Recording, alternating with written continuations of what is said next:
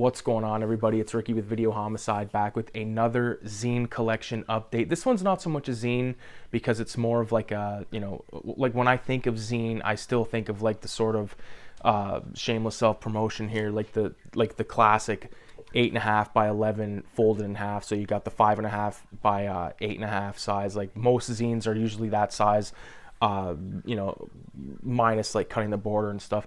Fortunately, I did get a paper cutter, but unfortunately, it's not powerful enough to cut through the fucking mighty Cinema 187. So, unfortunately, they still have the fucking border. But there's a cartoonist that I discovered on YouTube by just watching this.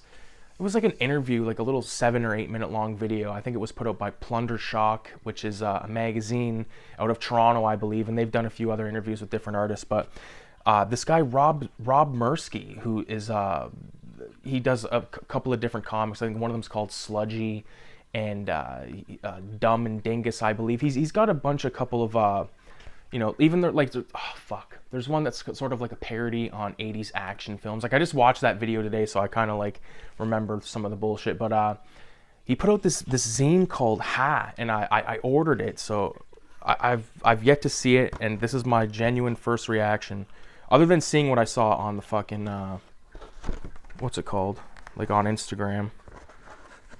Here it is. Without fucking it up. Oh, this is sick, man. Make sure there's no $100 bills in there. Here it is. This is Ha magazine. It's so fucking awesome. Oh, there it is. By Robb Mirsky. As soon as I seen this cover, like I'm attracted to this style of artwork from the get-go.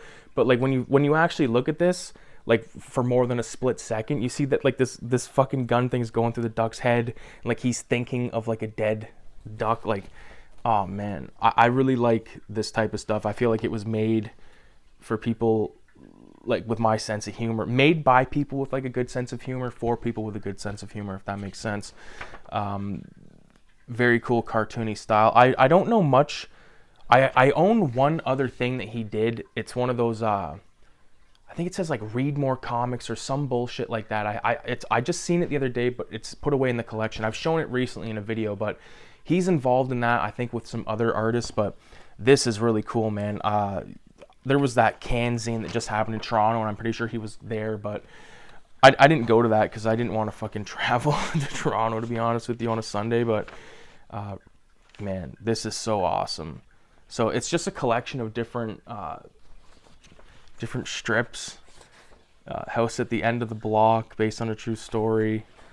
Got My Moving Parts is the company that I think it's him and his girlfriend, or him and his wife. They have this company called My Moving Parts. But yeah, this is really badass, man. I can't wait to actually read this. There's some of his other stuff, probably out of focus, but there it is, man. This is affordable as fuck too. I think it's like $10. I think it was $13 to get it shipped here. Like altogether, you're talking like $13-14. It's totally worth it. Like the thing is, like it's good to know that there's like Canadian people doing this, because it makes it like able to get, like it's more affordable. Like you don't want to fucking put out like $50 after shipping on something when you can put out like 14, and get like the same sort of satisfaction. Because I feel like people like this, like Robb Mirsky, and people even like myself with like Filthy Ralph and like the Cinema 187 like zine and shit like that, like it's hard to really get like you could find like a zine fair, but there might be like 2 other people that are doing the same thing as you. So we're sort of stuck like in this middle of like wanting to like do really fucking outrageous or humorous or violent like comics, like, but we're trying to sell them in a world where there's like a bunch of stuff about like pictures of like trash that is like turned into a zine, which is, I'm not talking shit, but I'm saying like you could like go out and like take a bunch of pictures of like fucking cigarette butts on the ground, put the fucking files together and call it a zine, and people will buy that shit because it's but like this type of stuff where like you can tell like a guy sat there and just pounded away with a fucking pencil and got this done. So I really resonate with this type of stuff. So I really appreciate